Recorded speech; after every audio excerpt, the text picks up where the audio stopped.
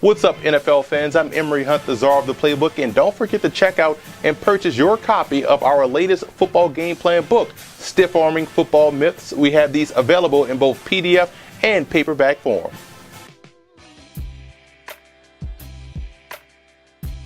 Welcome to Football Game Plans Talking with TD. I'm your host, Teron Davenport.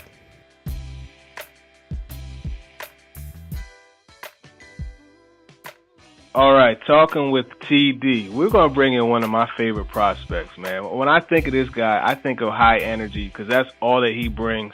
Every time that I've seen him on the field, every time when I saw him at the Combine, he's a guy you look at and you just smile because of the positive vibes that he gives off. We're going to go to Washington. We're going to bring in defensive tackle extraordinaire, the guy he laughs when I call him this, but I'm going to call him it once again, the alpha dog. We're going to bring in Danny Shelton. Danny, what's good with you, man?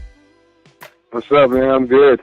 Yes, sir. So I want to just kind of get into some things that haven't been talked about a whole lot, but I want to start off first with the intelligence that you bring to the table. You made a joke at the Combine about, somebody asked you about, have you ever used your size and your strength to anything other than football? And you were quick to mention academics.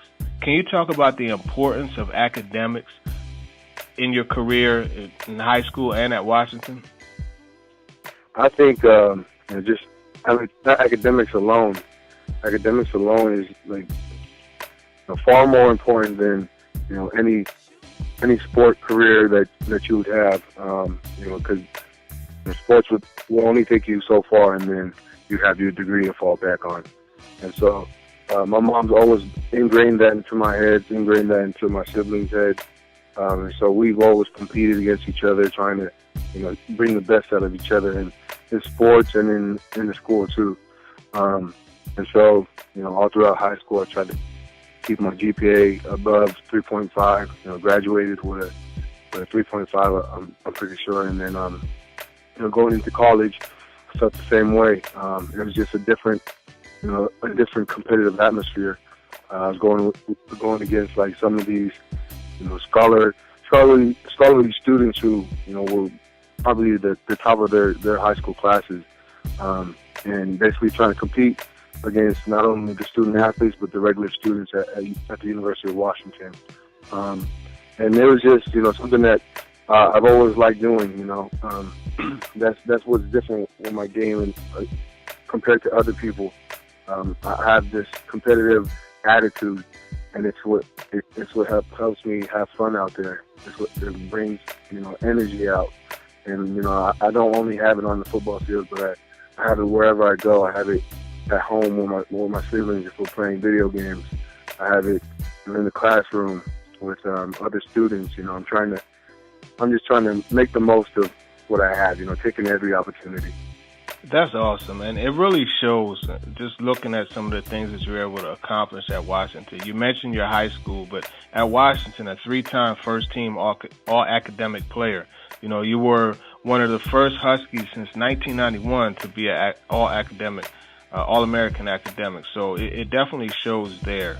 As far as just the culture, that's another thing that stands out when we look at you. You bring your culture into the media night at the Senior Bowl. You bring your culture into the Combine. You're at the podium, showing your culture.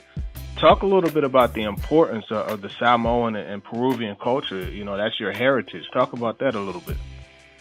Really, it's just, I've always been raised around the Samoan culture, and me being a half-breed, it's kind of different because I used to speak the language, and then having to basically accommodate to the American education, and basically forget my Samoan history, Samoan language. And so this past 4 years at the University of Washington, I was given the opportunity to basically embrace my culture again and kind of re-recognize the importance of knowing where you're from, knowing who you are, identity. And it's something that I worked a lot in college. I did an internship at the Bird Museum at the university. I was able to create a workshop for guests that would come to the museum. Created a workshop basically putting the Polynesian culture on display. Then I was also able to help the youth out as well with reconnecting with their culture as well. And so that's something that's really big on me because the Samoan culture and the Polynesian culture is really big on respect and big on sharing. And so for me to be able to embrace my culture and kind of be a representative for my people. I really take that to the heart because I want to make sure that the youth that are watching out there know that you can do whatever you want. You can become whoever you want to be. And so I make sure that it's always school and sports, and then your culture, but on top of all of that, it's always your family. And so I really like to preach that and just put that on display wherever I go. You mentioned sharing and how that's a part of the culture. We talked before about Haloti Ngata. Well, one of my favorite events that I did this past year when I was covering the Ravens was Haloti Ngata is luau, and that was something that he focused on. He gave 11 teachers a check for a large amount of money to just address, or not address, but reward them for what they did in the Baltimore community. Haloti is somebody that obviously you've mentioned as somebody that has been an inspiration to you. So just talk a little bit about that whole dynamic, the inspiration that he does as far as representing the Polynesian community.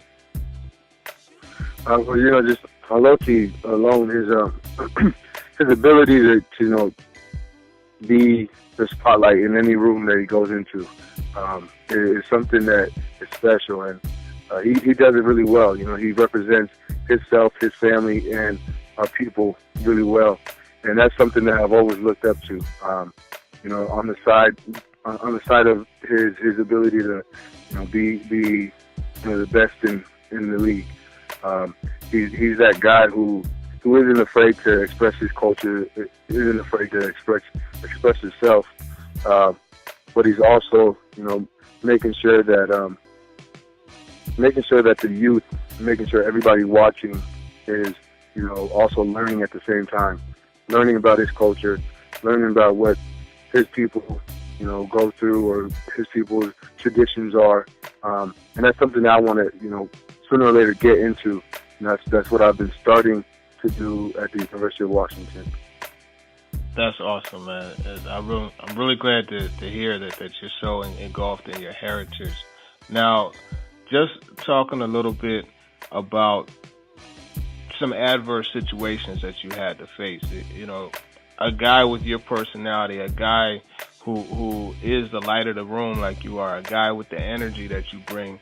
Typically, that's something that's forged out of something that you had to go through. Can you just talk a little bit about, the adverse situation that you went over in your video on YouTube? Basically it's just,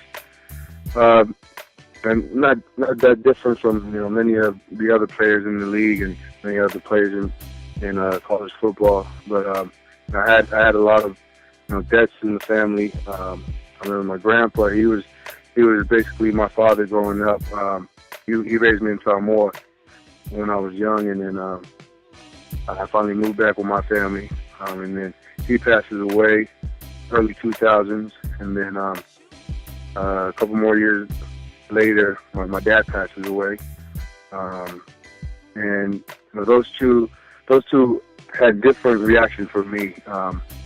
Because my grandpa was more of a father figure to me, it took me, a longer time to recuperate. But as far as like my biological dad, his passing wasn't as hard on it for me, but it was hard for my siblings, and that made it hard for me to see them, moping around and down. Because I looked up to my older siblings, and they were the ones that were around my dad, and so they took it pretty hard. And then I think the biggest adversity I faced, my family faced, was the death of my brother. He passes at 22 years old. He's a mixed school football coach, volleyball coach, basketball coach. Really, really well involved with the community. He was on his way to be a pastor, following my uncle's footsteps. But something goes down. My oldest brother, who's an Army vet, he comes back, after he retires from the Army. A year later, he gets jumped. My brothers get a phone call. We head over, check out the scene, go to the guy's house. The guy comes out shooting. And one thing leads to another. Both my older brothers are shot. One is dead, basically. Both of them are in critical condition. And I just remember, being at the incident at the time. My younger brother there, he was 14 at the time. I was about 17. It was just tough, for just to know that my little brother was there to see everything, and to know that I'm about to graduate, and it's basically I don't want to leave my family. I don't want to leave my family at this time. It's super hard on my mom. She loses a son, and one of her sons that just came home from the Army is in critical condition, and so my job throughout that month was basically to try to be the man of the house. I forced myself to hide any emotions, try to be strong for my sister and my little brother, and basically tried to hide my emotions up until my brother was feeling better and he was out of the hospital. I remember, Coach Stark and his staff coming to the hospital and taking on my family and I, and I just remember just trying to get the strength to be ready to enter college, be ready to leave my family after this tragic loss. And I remember going into college and it just being a whole different world. Having to think about what to expect from school classes, what to expect from workouts, what to expect from football, and all these things just going through my head. And it just caused me to have a crazy first 2 years at the University of Washington. But I remember, Coach Stark and his staff never once, stepping back from trying to, support me and help me cope with everything. So I have, the most respect to the man for, taking on that role and, never once backing down to help me out through my situations and, helping me control my emotions and helping me mature. Wow, what a story, man. Yeah. Well, I would think that really puts this whole game of football in perspective, and it makes you look at it as a game, even though we know that at this point it's going to allow you to do some life-changing type of things, and I'm sure your family is something that's a motivation for you. What is it specifically? I mean, am I correct in saying that it's the family that motivates you to be a guy that at 339 pounds plays so many reps during a football game, in an up-tempo game like the Pac-12 presents? Yeah, I mean, just like all the other players out there, man, we always do it for our family. And that's just the same thing for me. I have to do it for my family, but it's not, it's not a job. It's not a burden or anything. It's something that I want to do. I want to sacrifice my body for my family, to provide for my family, so they're well taken care of, and my mom doesn't have to work again. Now I want to make sure that the youth out there are being taught, and they're looking up to somebody who's a real role model. And so I'm making all these sacrifices. I'm doing all this, but at the same time, I'm not making it a burden. I'm making it fun. I'm changing this whole kind of negative negative vibe into a positive. I'm thinking positive, and that's something that I learned this past year from Coach Peterson and his staff, and basically simplifying my life and moving forward with my life, and not dwelling on the past and just moving forward. You talk about just it not being a job. One thing that I saw at the Senior Bowl in the practices is, you had something that I hadn't seen since Reggie White. Your ability to just toss linemen out of your way. Can you talk about some of your go-to moves? I mean, you had that club, and it's like a grab and throw that you would use on some of those linemen, and they just ended up completely out of your way. What's some of the things you use to get to the passer? I'm a power dude. I gotta use the long arms. I gotta use the bull rush. But I'm gonna change it up. I'm gonna alter the bull rushes, the power moves a little more. Just to show a different look. And I usually go one way and try to bait him on that, and just Reggie White him with the club, and counter back. And so it's a lot of just working and reacting to what you get. I see a lot of projections. They have you going top 10. I definitely feel that you're a top 10 talent. One of the teams that they're projecting you to go to are the Chicago Bears, who coincidentally 3-4 defense. They have a new coordinator in Vic Fangio, who is one of the better 3-4 coordinators. Obviously, there's a need for a zero tech, a nose tackle. Can you talk about your fit into that type of defense and where you would fit as a two-gapper? Honestly, I think I'm the best nose tackle that will fit any 3-4. I do my job the best. And there's nobody out there that's like me, and so and if I get picked up by the Bears, I'm going to give them my all. I'm going to take the number one spot right away and do what I did in college. I'm going to take up 2 gaps. I'm going to take up 3 guys at a time. I'm going to shed the blocker and make a play. I'm going to compete against the linebackers to make tackles, compete against the defensive backs to recover fumbles, cause fumbles, get turnovers. So between now and the draft, what's next on the schedule? You still have your pro day coming up, correct? Yes, sir. Okay, so pro day, what are you looking to do? Are you going to redo the test from the combine, or are you just going to run the field drills? Yeah, I'm planning on just doing the field drills. I felt pretty confident with the testing at the combine. Even though I didn't get the number that I wanted for the 40, it still doesn't dictate the way I play. I play different from guys, and if they put me out there in pro day, they put me through some drills, I'll easily show what type of player I am. Yeah, high motor. I see you oftentimes chasing down stretch plays.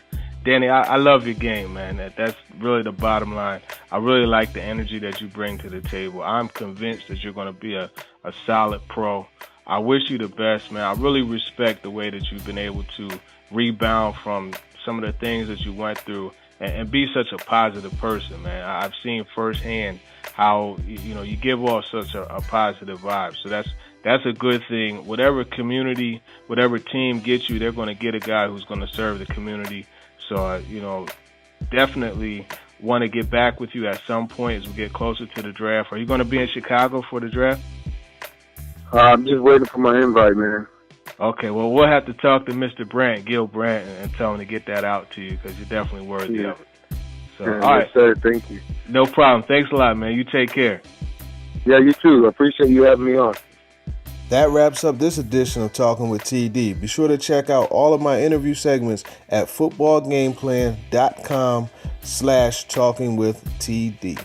If you have any questions or people you want me to sit down with, hit me up on Twitter at @TDavenport_NFL.